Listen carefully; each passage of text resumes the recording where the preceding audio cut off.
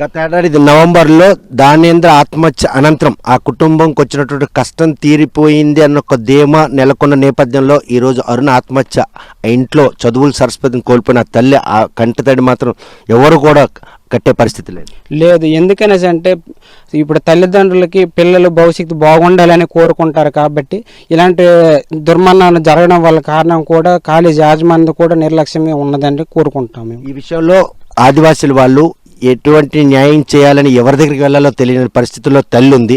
మరి అటువంటి ఒక ఉన్నత చదువులు చదువుతున్నటువంటి అరుణ ఆత్మహత్య, ఒక కెమికల్ ఇంజనీరు, అప్కమింగ్ ఒక సైంటిస్ట్గా ఉండాల్సిన ఆమె లేకపోవడం ఆదివాసీ విద్యార్థుల్లో ఒక భయం నెలకొనుంది.